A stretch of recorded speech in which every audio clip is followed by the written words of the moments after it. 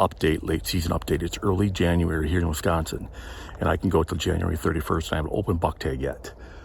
So I just got permission on a brand new property. It's only 5 acres of woods is all it is. There is a big farm field here. It was recently corn that was chopped here. So you can look over my shoulder, you can see that. And I just put up a trail camera, which is right there. And I had a trail camera that was on essentially an unproductive property as far as any type of decent bucks go. Some forks and some spikes and lots of does. So I decided to grab that camera and bring it over here. So I had 2 properties that I wanted to see about hunting because they had standing corn in early January. And the one property, the owner told me no, which is fine. It still has standing corn on it, actually. And then I have this property here that just had the corn taken off a couple of days ago. So we got corn behind me here that's chopped, and the corn cobs are still on the ground here. So with that being said, I'm just putting a camera up. It's pretty thick behind me.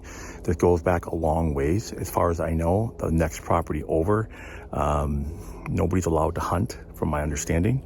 And so we're going to see what happens here. And then I have the hit list component of 4 other bucks that I'm essentially still after. If you're not aware, I hunt public land and knock-on-door permission properties. So on these knock-on-door permission properties, 12 of them, only 3 of them now still have what I would call bucks I'd be willing to take. The first buck, he is a smaller one. His name is Stubby. Now Stubby is not the biggest buck, I understand that, but it's a piece of property that I may end up not having access to next year. So I won't be too picky. With that being said, another buck with Stubby is Middle Finger. Middle Finger, and you can see why here, why he's called Middle Finger. And he's been coming through the transient buck that just came through, started about 2 weeks ago, towards the end of December. Never had him out there before. And then I have another buck called High Five. High Five is also a brand new buck to the area. He just started coming last week. And then I also have Old Toad yet. And I've been after Old Toad since opening day of bow season. And he is the trickiest buck I have ever hunted in my entire life.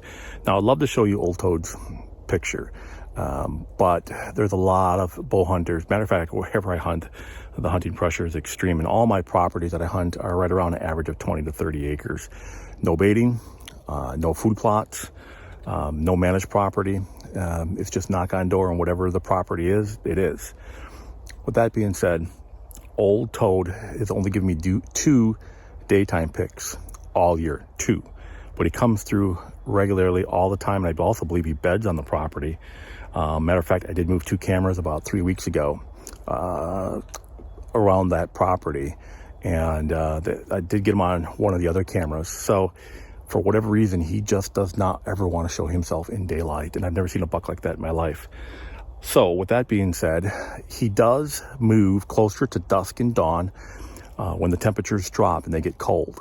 And we've had such a mild season here. And we are expected next week to have temperatures into the mid-teens to 9-10 degrees, and then 5 inches of snow right before that happens. So that, to me, is what I'm looking at possibly when I go after Old Toad, unless he messes up and maybe gives me another picture. But I'm very careful because my properties, they are so small, and I can't afford to go in and booger them up. I have actually the property that Middle Finger and Stubby are on. That's only a 3-acre property. All it is just little woods behind a guy's house. So as you can tell, I can't move around too much. I just work with what I got, and I just try to make it happen. And then like today, I'm out here. I just put out 1 camera. I did bring a second one actually, but it doesn't seem like it's viable to put another camera back here. And 5 acres doesn't allow me to go back real far. And so I just have one on this chopped corn, see what we see coming forward. And essentially I just have till the end of January, and so it's less than a month to try to get this done. So if you folks want, you can follow along. I do want to do a little ice fishing But in the meantime, I'm going to put all my effort, or most of my effort, into trying to get a late season buck now. And yeah, pickings are slim, but we're going to give it right to January 31st. And actually the weather and temps and then the snow is looking really, really good. So I'm really liking this property, actually. It does have a lot of potential just because it is so wet and swampy for hundreds of yards back. And this is right now the only food source that looks like in the area. So I'm thinking this should be fairly decent.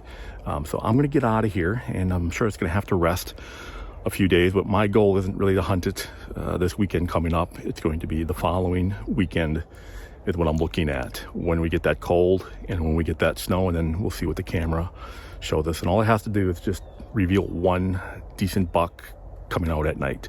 And if I can get that one decent buck out here coming out at night, then I know, he's using it. And so I have an extra camera here. I don't know what I'm going to do with it yet, but we're going to go find a place for it somewhere. If you folks don't mind, please hit the subscribe button, follow along, and you can see if I get it done this year, January 31st. That's the last day to hunt. So, all right, folks, until next time, Clint from Oak and Iron Outdoors.